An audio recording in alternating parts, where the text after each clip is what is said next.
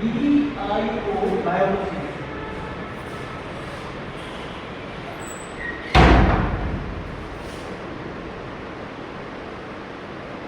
ये बायोलॉजी मैंने लिख दिया। उसके बाद अगर हम लिखे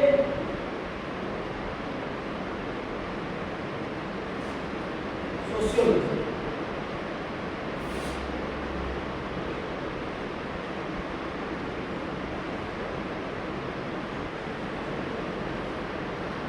साइकोलॉजी,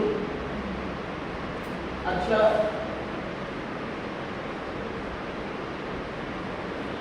मैंने फिजिक्स लिख दिया,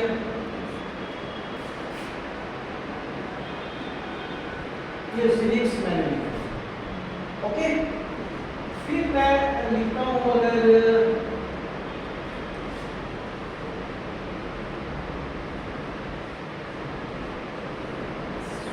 केमिस्ट्री। बाकी के जो सब्जेक्ट्स हैं जैसे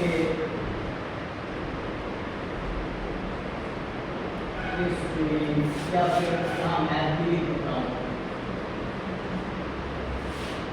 कितने ज्योग्राफी हो सो, तो इन सब का मूल क्या है? Biology, sociology, psychology, physics, civics, chemistry, math, history, etcetera जो भी हो, ज्योग्राफी हो। हमारा कम्युनिकेशन इस सब्जेक्ट्स के लिए क्या होता है? लैंग्वेज, या तो हम इंग्लिश में कम्युनिकेट करेंगे बताएंगे, या हम हिंदी में बताएंगे, वही चीज है। आप सपोज कीजिए कि मैं बायोलॉजी का स्टूडेंट हूँ, करेक्ट, मैंने बायोलॉजी से इंटरमीडिएट और ये सारी चीजें की।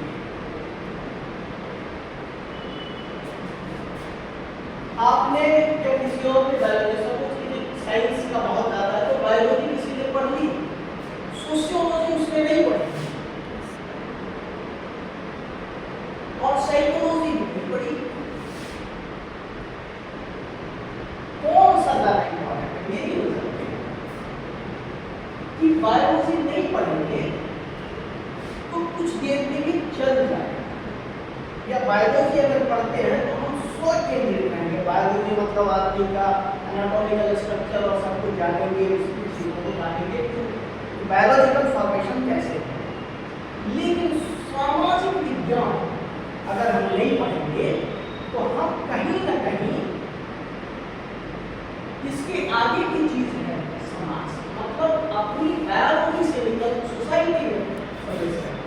और सोसाइटी की भी मदद मनोविज्ञान को अगर हम नहीं समझेंगे, साइकोलॉजी को, तो मेरा सर्वाइवल टफ हो जाएगा। इसलिए बहुत सारे इंजीनियर्स, बहुत सारे डॉक्टर्स, बहुत सारे साइंटिस्ट अपने घर के केंद्र में उसका मनोविज्ञान और उसका सामाजिक विज्ञान पढ़ने में फेलियर हो जाता है।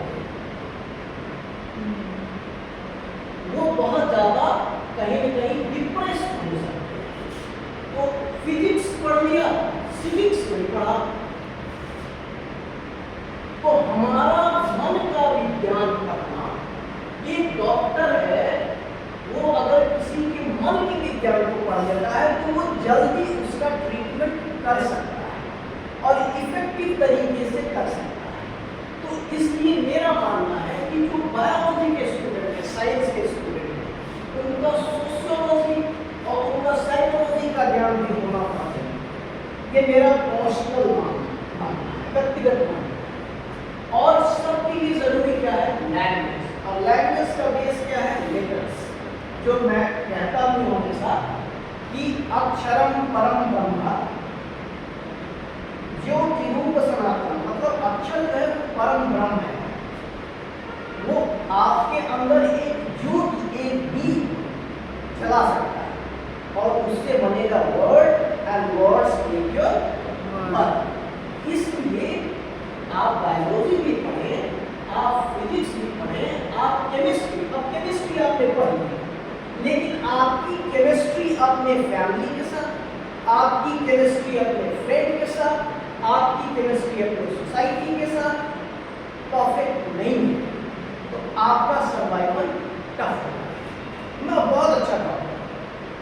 मैं अपने फैमिली को बहुत अच्छे से डायग्नोस नहीं कर पाया, मैं उसके साथ अपनी बॉन्डिंग या केमिस्ट्री अच्छी नहीं रख पाया, मैं फेलियर। उसके लिए किस चीज़ की जरूरत है? सामाजिक विज्ञान पर और मनोविज्ञान पर, और उसके लिए आपका language, design of your language must be very very effective, so that you can scan the psychology of your son, you can scan the psychology of your daughter, you can scan the psychology. You will have to act like a mentalist. You will have to read the psychology of your wife, your husband, your friends. तो उसके हिसाब से आप उसकी अपेक्षाएं पूरी करेंगे और फिर आपके रिलेशंस अच्छे होंगे। तो ये चीज़ें आपको बहुत, मेरा ये मानना है कि जो साइंस के स्टूडेंट हैं उनको लैंग्वेज का ख्याल बहुत ज़्यादा है, बहुत साइंस पे फोकस है, सारे दिन मैथ्स में है, साइंस पढ़ना है, साइंस पढ़ना है, साइंस पढ़ना है और लैंग्वेज पढ़ते ही नहीं। दूसरी चीज़, language must be very very effective. जो मैं कहता हूँ वसीम बरेलवी और शेर में कहता हूँ आपको हमेशा कि कौन सी बात कब कहाँ कैसे कही जाती है, ये सलीका हो तो हर बात सुनी जाती है। तो ये जो इफेक्टिवनेस, ये जो आर्ट है, ये आपको सीखनी पड़ेगी। और मुझे लगता है डॉक्टर को, इंजीनियर को, साइंटिस्ट को एक अच्छा साइकोलॉजिस्ट भी होना चाहिए अपने कुलीग के साथ। तो ये मैं आपको, आप लोगों को बताना चाह रहा था। पब्लिक रिलेशंस जो मैं पढ़ाने वाला हूँ, पब्लिक रिलेशंस में भी इसका बहुत ज़्यादा आपको लैंग्वेज करना है, वो रोल बहुत ज़्यादा है। एडवर्टीजमेंट में भी बहुत ज़्यादा है। तो हर चीज़ के लिए लैंग्वेज बहुत जरूरी है। Whether you are medical representative, whether you are sales representative, you are professor, you are doctor, you are teacher, जहाँ कहीं भी आप हैं, वो है कि मुझे एक चार पंक्ति मुझे याद आ रही थी, इसको आप किसी भी कंटेक्स्ट में यूज कर सकते हैं। सपोज करो कि आप किसी मंच पे, आप किसी से रूबरू हो रहे हैं, किसी को बोल रहे हैं, किसी सभागार में किसी विषय पे आप भाषण दे रहे हैं, स्पीच दे रहे हैं। जब वहाँ से आप चले जाओ, जब वो सभागार खाली होता है, सब लोग चले जाएं, तो लोगों को एहसास ये हो कि जो अमुक व्यक्ति था, जो स्पीकर था, वो इतने भावपूर्ण तरीके से बोल रहा था, लोग अपनी सारे सुदूर खो, तो उनको गुलशन गोविंद की चार पंक्तियां याद है। वो मीरा कृष्ण के लिए भी कह सकते हैं कि दिल है उसी के पास, है सांसें उसी के पास, और देखा उसे तो रह गई आंखें उसी के पास। दिल है उसी के पास, है सांसें उसी के पास, और देखा उसे तो रह गई आंखें उसी के पास, और बुझने से जिस चिराग ने इनकार कर दिया। ये कॉन्फिडेंस देखिए, एक जो सच्चा व्यक्ति है उसका कॉन्फिडेंस इसको पंक्ति में आपको बताएगा कि बुझने से जिस चिराग ने इनकार कर दिया, हवा लगा रही है चक्कर उसके पास। हवा बुझा देना चाहती है, लेकिन वो इतना डीप प्रज्वलित है उसके अंदर, लैंग्वेज का या फिर अपने कॉन्फिडेंस का, या उसका जो सच्चा मन है, प्रवाह है, उसकी जो अच्छा, उसका जो अच्छा आचरण है, उसका जो उसकी बोलने की शैली है, वो इतना मुतासिर करता है, उसको इतना प्रभावित करता है कि लोग सुदूर होकर उसी को याद है। तो ये गोविंद गुलशन की चार पंक्तियां मुझे याद है। ठीक है, अब मैं आपसे जो लैंग्वेज मैंने आपको बताया पिछले वो भी एक ख्याल आया, मुझे बताया, वो आप मुझे बताइएगा।